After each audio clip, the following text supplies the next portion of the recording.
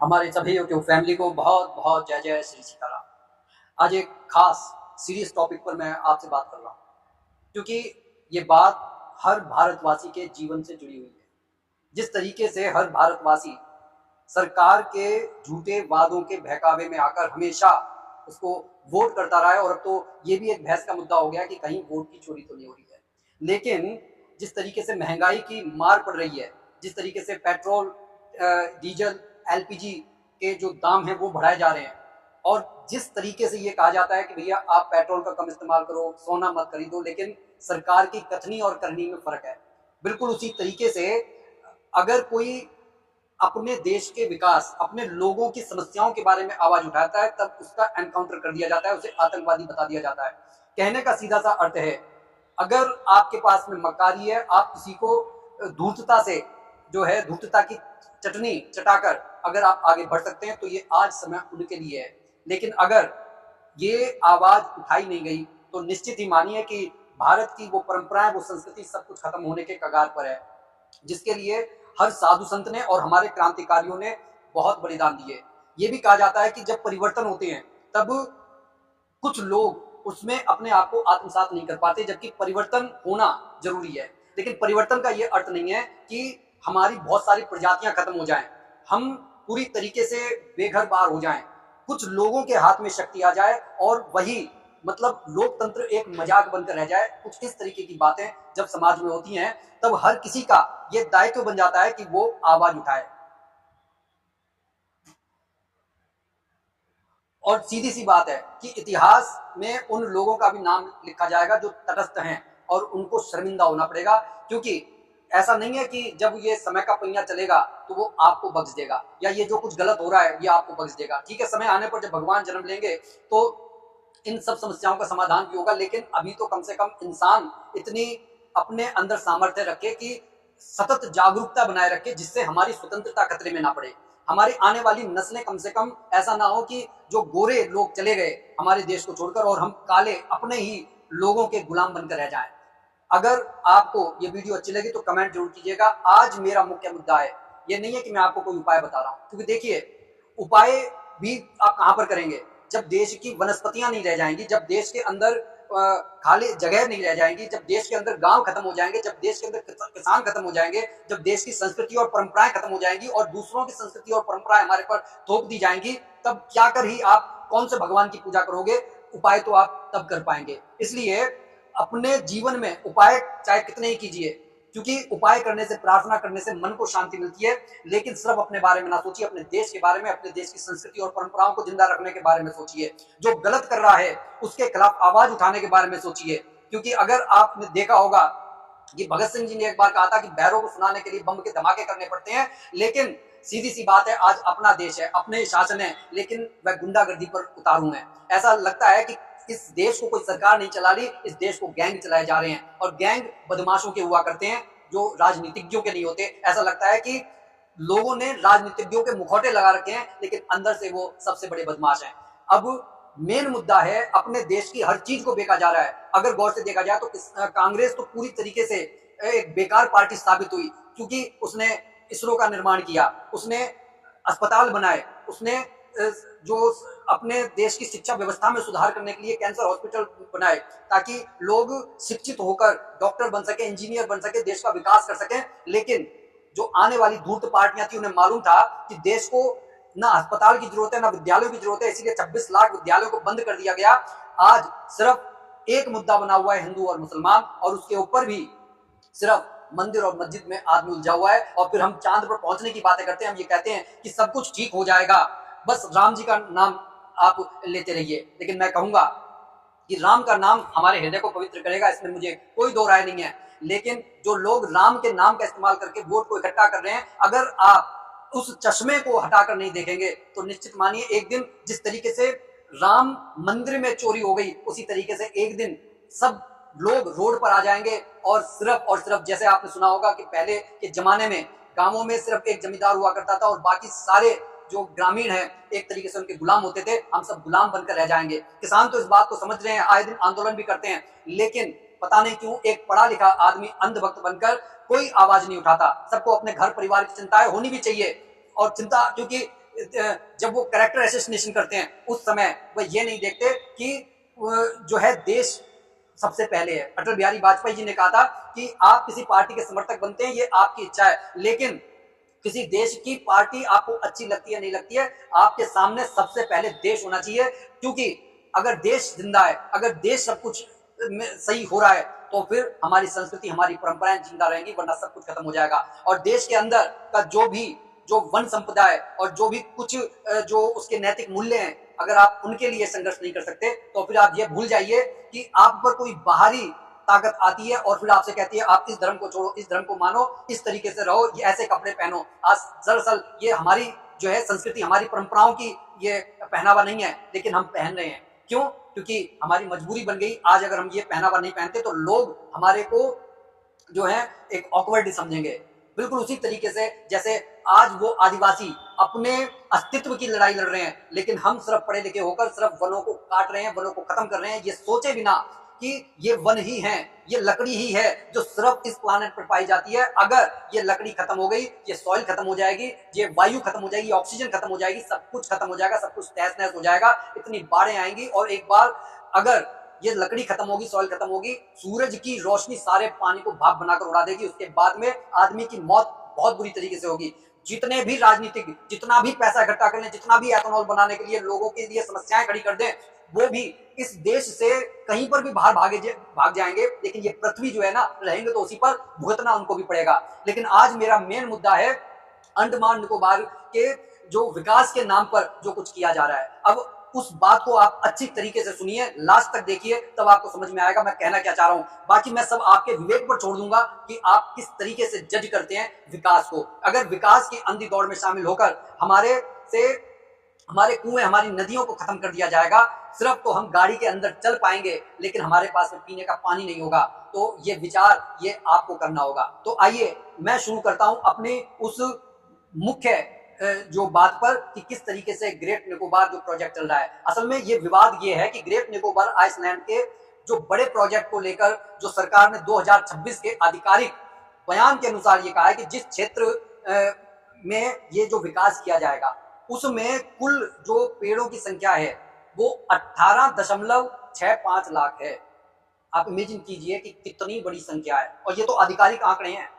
इनमें से अधिकतम 7.11 लाख पेड़ एक ही साथ काट दिए जाएंगे।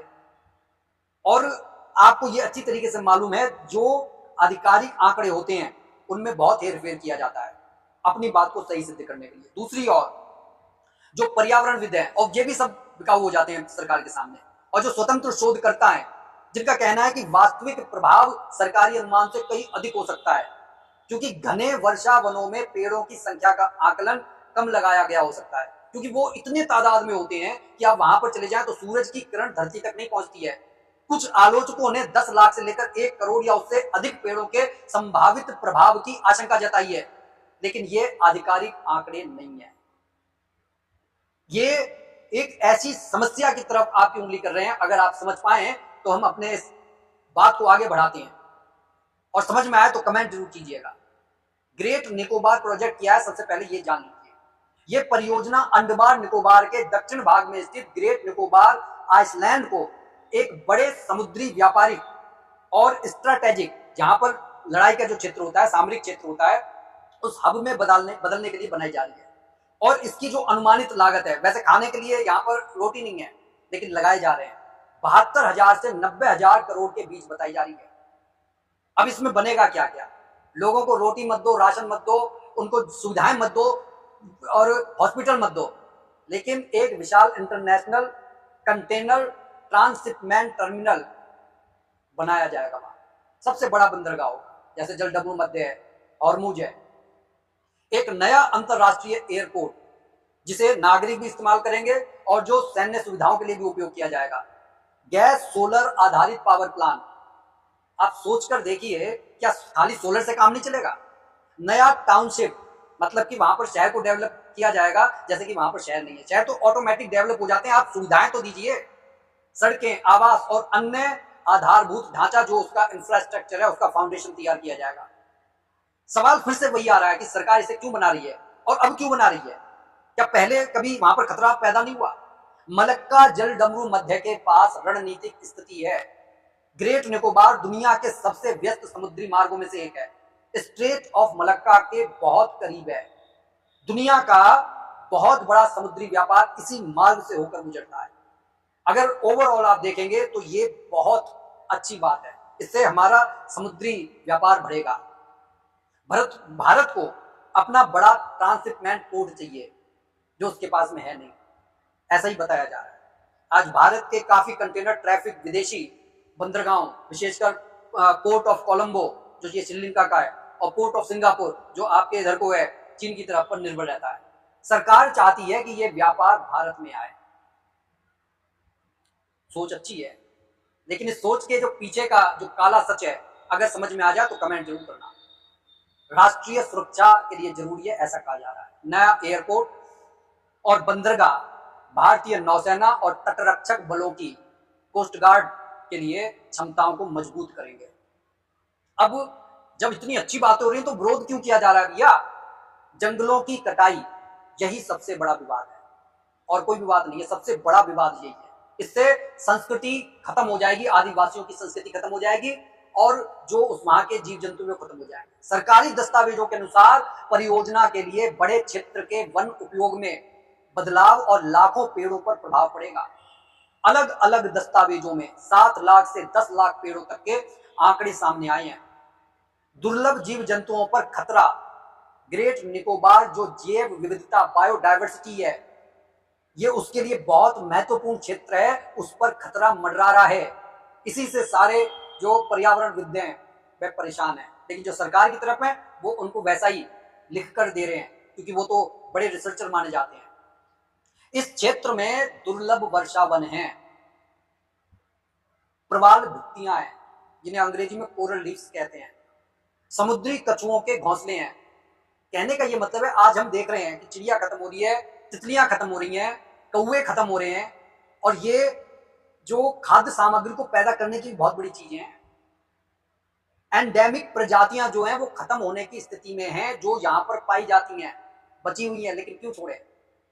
जो साइंटिस्ट हैं उनको ये डर है कि बड़े पैमाने पर निर्माण अगर हुआ तो उन पंछियों के आवासों को नुकसान हो सकता है। वैसे भी हमने बंदरों का क्षेत्र छीन लिया, बंदर शहरों में आ गए, पंछियों का क्षेत्र छीन लिया, वो मरने लगे, लुप्त हो गए। अब आदिवासी समुदाय पर भी जो इस द्वीप में रहने वाले हैं, शोकमैन ट्राइब और निकोबेरियस पीपल, इन समुदायों को लेकर चिंता हो रही है कि ये भी अब खत्म हो जाएंगे। इनकी अपनी संस्कृति है और संविधान में उनको ये राइट मिला है कि उनको जिंदा रखने के लिए हर प्रयास किया जाएगा। सरकार का कहना है कि किसी भी जनजाति का विस्थापन नहीं होगा।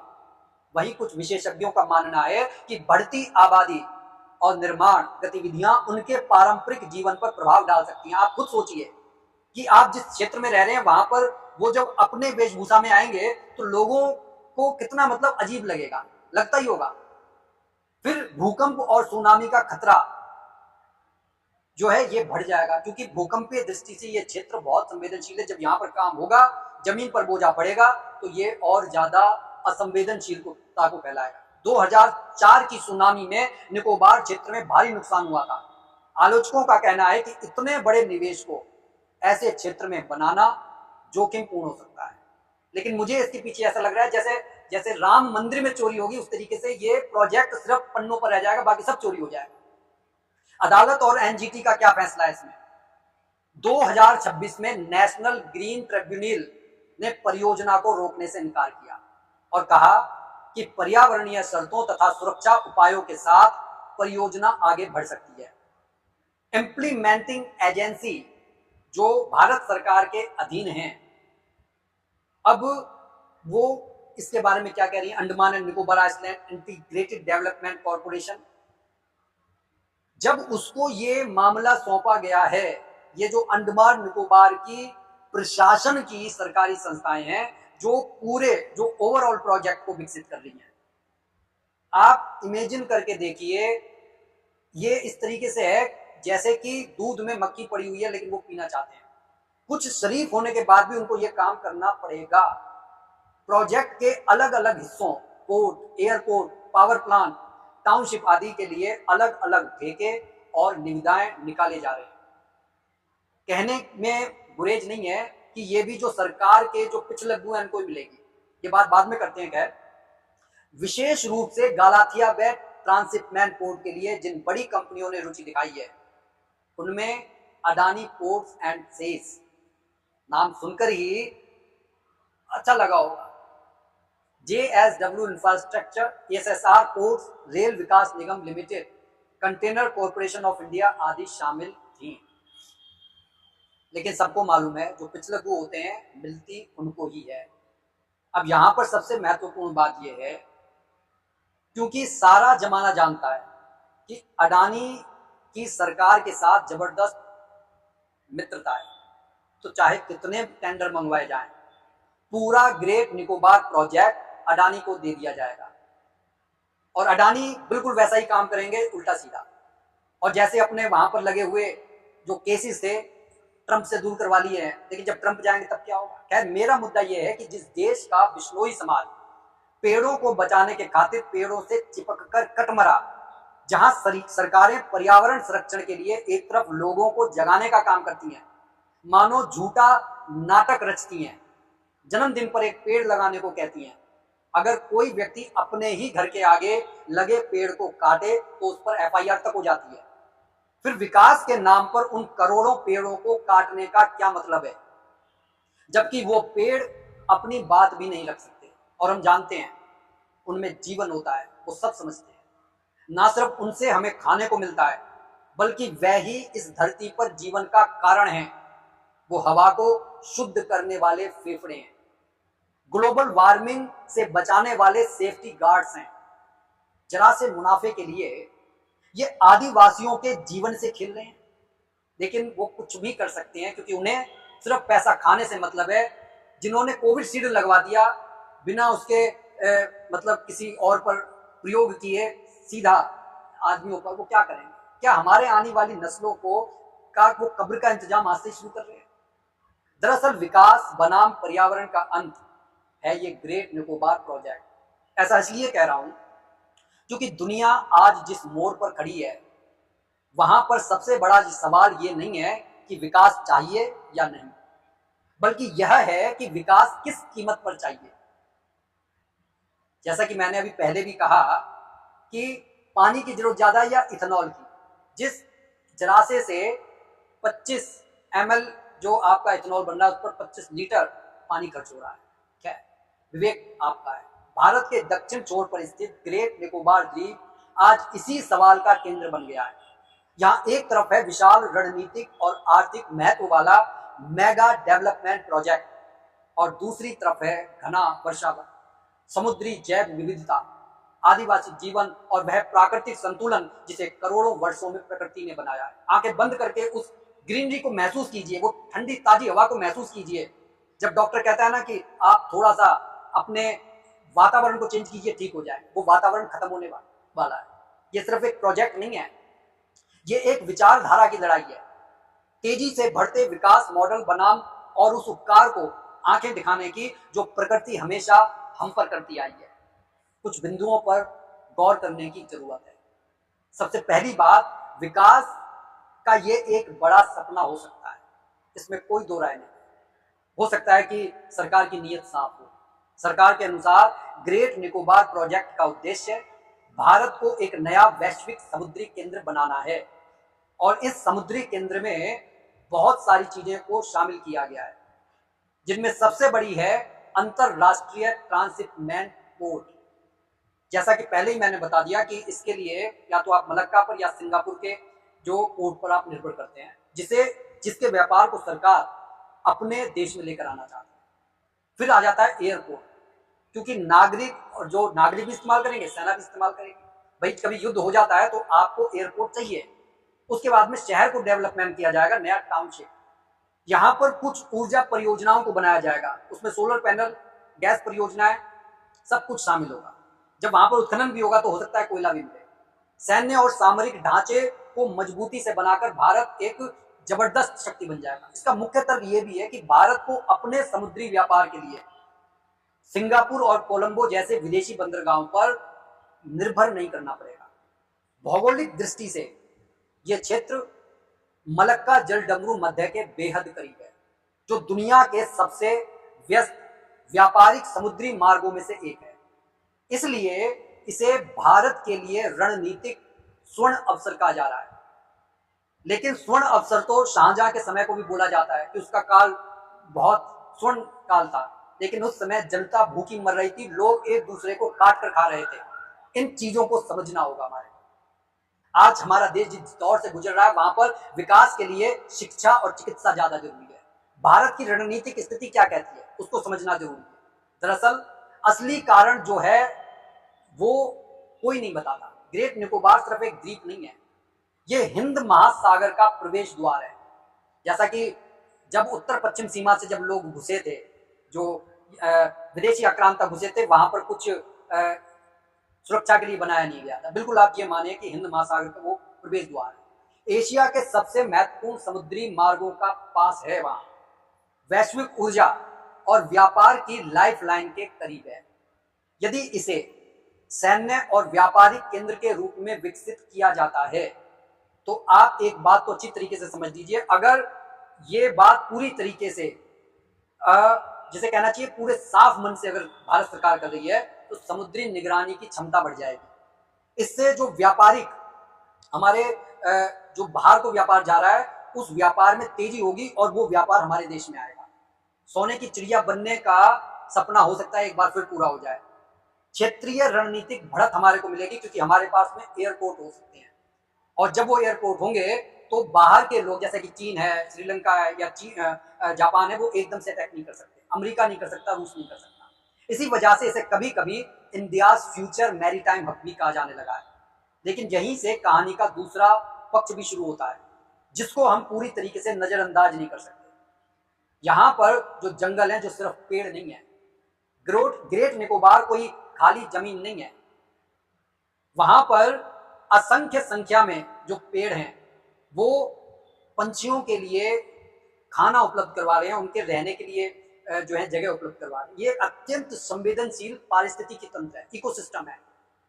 घने उष्ण कटिबंधीय वर्षावन, दुर्लभ समुद्री कछुआ, कोरल रीफ, हजारों प्रजातियां जो सिर्फ यहीं पर मिलती है। आदिवासी समुदाय जिसके बारे में मैंने पहले कहा, शोपमैन एंड निकोबेरीज, ये यहाँ के जो मुख्य आदिवासी जिनके अपने रिचुअल्स हैं, अपना पहनावा है, उनके अगर आप गौर से देखें तो खत्म होने की जो है वो समस्या बढ़ सकती है। ये वह जगह है जहां प्रकृति अब भी सबसे पुराने रूप में जीवित है। अब सवाल, जो अहम सवाल है वो ये उठता है क्या विकास के नाम पर इस संतुलन को बदला जाना चाहिए?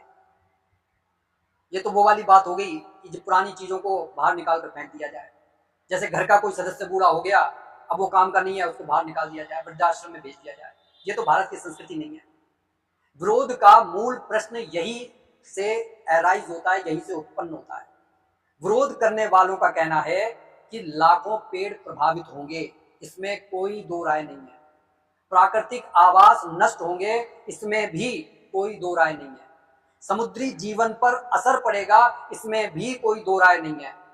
आदिवासी जीवन शैली बदल सकती है, प्रभावित हो सकती है, खत्म हो सकती है, इसमें भी कोई दो राय नहीं है। और एक बार अगर यह संतुलन बिगड़ गया तो वापस फिर इसको रिसाइकिल नहीं किया जा सकता। यहां चिंता सिर्फ पेड़ों की नहीं है, यह चिंता है एक पूरे जीवन तंत्र के टूटने की। क्योंकि जब यह जीवन तंत्र टूटेगा तो सिर्फ प्रभावित वहां के लोग ही नहीं होंगे, पूरा सिस्टम में पूरा धरती आती है। तो सबसे बड़ा विरोधाभास यहीं पर जान लीजिए, जिसे जानकर हंसी को आप रोक नहीं पाएंगे और सरकारों के दोहरे चरित्र पर दुख भी होगा। यही वह जगह है जहां समाज का सबसे बड़ा विरोधाभास दिखाई देता है।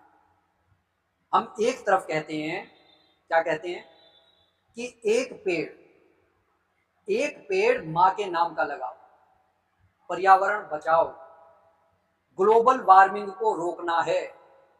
बच्चों को सिखाते हैं नेचर इज लाइफ।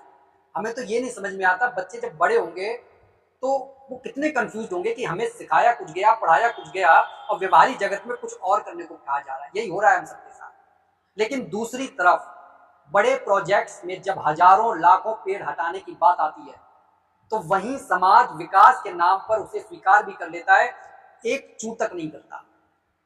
और फिर उसे इस बात का भी डर है, चूं करेगा तो सरकारें उसकी दुश्मन बन जाएंगी, उसका घर परिवार खतरे में पड़ जाएगा। यह सवाल असहज है लेकिन जरूरी है। क्या पर्यावरण केवल पोस्टर और भाषणों तक सीमित रहना चाहिए, या वास्तव में हम उसकी कीमत को समझते हैं? पेड़ सिर्फ लकड़ी नहीं होते, पेड़ केवल प्राकृतिक संसाधन नहीं है, पेड़ जीवन भर हमें कुछ ना कुछ देते रहे और मरते दम तक वो कुछ ना कुछ देकर ही जाते हैं। और उनकी जो आप देखेंगे, उनके जो लाइफ साइकिल वो बहुत बड़ी होती है अगर उनको सुरक्षा मिलती है। वे हवा को शुद्ध करते हैं, कार्बन डाइऑक्साइड को सोखते हैं, जो वर्षा चक्र है उसको बनाए रखते हैं, जो अब बहुत ज्यादा बिगड़ गया है। वह मिट्टी को कटने से बचाते हैं। जब बाढ़ वगैरह आ जाती है तो वो मिट्टी को कसकर पकड़े जाते हैं, उनकी जड़ें बहुत दूर दूर तक फैली होती है। वह तापमान को नियंत्रित करते हैं, और अगर सरल भाषा में कहें तो पेड़ धरती के फेफड़े हैं। वह क्लाइमेट सिस्टम के लाइफ सपोर्ट गार्ड्स हैं। और आप इमेजिन करके देखिए, अगर आदमी के फेफड़े खत्म हो जाए ना तो वो ज्यादा दिन तक जिंदा नहीं रह सकता। और हम अपने इस धरती के फेफड़ों को खत्म करने पर लगे हुए हैं। और जब इतने बड़े स्तर पर वनों पर असर पड़ता है तो उसका असर केवल एक द्वीप तक सीमित नहीं रहता, ये पूरे वैश्विक संतुलन को, पूरे पारिस्थितिकी तंत्र को प्रभावित करेगा। सरकार की दोहरी चुनौती हमारे को देखने को मिलती है। इसमें कोई शक नहीं है कि यह कहना आसान है कि सरकार गलत कर रही है या सरकार सही कर रही है, लेकिन अगर आप गौर से देखेंगे तो प्रश्न कुछ और है। वास्तविकता जो है इससे कहीं अधिक जटिल है, और वो वास्तविकता जब तक हम जान नहीं लेंगे तब तक कोई भी प्रश्न भी नहीं किया जा सकता। अब राज्य के सामने दो जिम्मेदारियां हैं। सबसे पहली है कि उसे विकास भी करना है और सुरक्षा के लिए भी काम करना है। आर्थिक आत्मनिर्भरता को बढ़ाना है, वैश्विक प्रतिस्पर्धा में अपने आप को आगे रखना है। राष्ट्रीय सुरक्षा के जो सिद्धांत हैं उनको भी पूरी तरीके से वो भुला नहीं सकती। जो व्यापारिक इंफ्रास्ट्रक्चर को अगर हमने नजरअंदाज किया तो देश पिछड़ जाएगा, इसमें कोई दो राय नहीं। दूसरी सबसे जरूरी बात है पर्यावरण और समाज में संतुलन बनाए रखना, वह है जैव विविधता संरक्षण, आदिवासियों के संवैधानिक अधिकारों को बनाए रखना, जलवायु संतुलन को बनाए रखना, दीर्घकालिक स्थिरता, मतलब कि ये दीर्घकाल तक रहें, फिर धीरे धीरे से बदलाव आता है, उसे आत्मसात कर लिया जाता है। लेकिन अगर एकदम से बदलाव आया तो ये प्रजातियां, ये आदिवासी लोग खत्म हो जाएंगे। ये दोनों रास्ते अक्सर एक दूसरे से टकराते हैं। निजी कंपनियों की जो भूमिका पर यहाँ पर बहस उठाना अनिवार्य है, क्योंकि वो अपने मुनाफे के लिए काम करेंगी, वो देश के लिए भी काम नहीं कर रही। उन्हें जनमानस से कोई मतलब नहीं है, कोई मरे कोई जिए। इस तरह के बड़े प्रोजेक्ट्स में निजी कंपनियां जो जुड़ती हैं तो अगर गौर से देखा जाए वो सिर्फ मुनाफे के लिए काम करती है। सोशल मीडिया पर अक्सर ये चर्चा होती है कि बड़े कारपोरेट समूहों को प्राथमिकता मिलती है, और इसमें जो नाम अक्सर आते हैं पोर्ट और इंफ्रास्ट्रक्चर कंपनियां, उन्हीं उन्हीं के नाम आते हैं। ऊर्जा और निर्माण क्षेत्र की बड़ी कंपनियों के नाम आते हैं। लेकिन महत्वपूर्ण बात यह है किसी एक कंपनी को पूरा प्रोजेक्ट नहीं दे देना चाहिए। लेकिन हमारे देश में ये मित्रता बहुत अच्छी तरह से निभाई जा रही है। अलग अलग हिस्सों के लिए अलग अलग टेंडर और प्रक्रिया होती है। लोगों से लोगों का अधिकार छीन लिया जाता है कि वह कोर्ट में जाकर आवाज भी नहीं उठा सकते, पहले से ही उस प्रकार का जो है नोटिस तैयार कर लिया जाता है, लोगों के साइन करवा लिए जाते हैं, जैसा कि किसान आंदोलन में आपने देखा होगा। फिर भी लोगों के बीच यह धारणा बनी रहती है कि बड़े कारपोरेट्स का प्रभाव ज्यादा होता है, यह एक सामाजिक बहस का हिस्सा है। और पढ़े लिखे लोग अगर आवाज नहीं उठाएंगे तो यह निश्चित मानो कि जैसे 1857 में पढ़े लिखे लोगों ने यह सोचा कि हमारा विकास हो रहा है, तो वहां पर विकास के नाम पर देश गुलाम बन गया। तो असली सवाल जब का तब है, विकास चाहिए, संतुलन चाहिए। असल मुद्दा यह नहीं है कि विकास होना चाहिए या नहीं, सभी चाहते हैं विकास हो। अगर आज एक छोटा बच्चा भी जानता है कि हमारे लिए पेड़ कितने जरूरी हैं, और असल मुद्दा पेड़ों को काटने से ही जुड़ा हुआ है। कितना विकास और किस कीमत पर? यदि विकास पर्यावरण को पूरी तरह नष्ट कर दे, आने वाली पीढ़ियों के संसाधन को खत्म कर दे, आप इमेजिन करके देखिए कि हमारे जो पुराने राजनेता थे वह आने वाली नस्लों के लिए सब कुछ तैयार कर रहे थे, और आज के राजनेता अपने फायदे के लिए सब कुछ खत्म कर रहे हैं। स्थानीय समुदायों को हाशिए पर अगर हम डाल देंगे, उनके रिचुअल्स खत्म हो जाएंगे, आगे आने वाली पीढ़ियां क्या जान पाएंगे कि इस तरीके से भी लोग रहते हैं, अपने रिचुअल्स को निभाते हैं। तो ये विकास नहीं है, केवल तत्काल लाभ की योजना बन जाता है, और यही सरकारें चाह रही हैं। और इसमें कोई ऐसा नहीं है, सबको दिखाई दे रहा है। सबसे अनसुनी आवाज क्या है इस पूरी चर्चा में? अक्सर सबसे कम सुनी जाने वाली आवाज है आदिवासियों की और प्रकृति की। प्रकृति कुछ कह नहीं पा रही, आदिवासी जो हैं वो जानते ही नहीं है कि उन्हें कहना क्या है। वहां रहने वाले आदिवासी समुदाय और जो स्वयं प्रकृति है, उनका जीवन बाहरी दुनिया की रफ्तार से अलग है। वह प्रकृति पर पूरी तरह निर्भर हैं और आज भी अपने रिचुअल्स को उसी तरीके से निभा रहे हैं, और प्रकृति वहां पर पूरे अपने बच्चों का ख्याल रख रही है, पंछियों का ख्याल रखी है, इकोसिस्टम का ख्याल रख रही है, और सदियों से सब कुछ संतुलन में बना हुआ है। और जब जब मनुष्य कुदरत के साथ छेड़छाड़ करता है तो उसे कुदरत का रौद्र रूप भी देखने को मिलता है। उनके लिए जो है, मतलब वहां पर रहने वाले आदिवासियों के लिए यह प्रोजेक्ट केवल और केवल एक निर्माण नहीं है, बल्कि जीवन का परिवर्तन है। कैसा परिवर्तन है? एक विध्वंसात्मक परिवर्तन है। यहां पर भावनाओं से आगे सोचने की जरूरत है। यह सच है कि हम प्रकृति की पूजा करते हैं, पेड़, नदी, पशु सबको पवित्र मानते हैं, लेकिन यह भी सच है कि आधुनिक विकास मॉडल अक्सर इन्हीं मूल्यों से टकरा भी जाता है। अब सवाल ये नहीं है कि कौन सही है और कौन गलत है, सवाल ये है क्या हम कोई ऐसा रास्ता निकाल सकते हैं जहां विकास भी हो और प्रकृति भी बची रहे? क्या हम नष्ट करने के बजाय संतुलन बनाने की दिशा में एक कदम बढ़ा सकते हैं? क्या जो बड़े प्रोजेक्ट्स हैं, इको शिफ्ट और ट्रांसप्लांटेशन जैसे वैज्ञानिक विकल्पों को और गंभीरता से अप्लाई कर सकते हैं? दरअसल ग्रेट निकोबार प्रोजेक्ट सिर्फ एक इंफ्रास्ट्रक्चर योजना नहीं है, यह मानव सभ्यता के एक बड़े प्रश्न का प्रतीक है। क्या हम विकास के नाम पर उस आधार को ही कमजोर नहीं कर रहे जिस पर हमारे बच्चों का, हमारे आने वाली नस्लों का भविष्य टिका हुआ है, सारे जीव समुदाय का जीवन टिका हुआ है, सारे पारिस्थितिक तंत्र का जो एक जबरदस्त हिस्सा है? या फिर हम सच में ऐसा संतुलन बना पाएंगे जहां समुद्र भी सुरक्षित रहे, जंगल भी जीवित रहें और विकास भी आगे बढ़े? शायद यही इस पूरी बहस की सबसे बड़ी सीख है। प्रकृति के बिना विकास संभव नहीं है, और विकास के बिना आधुनिक दुनिया टिक नहीं सकती।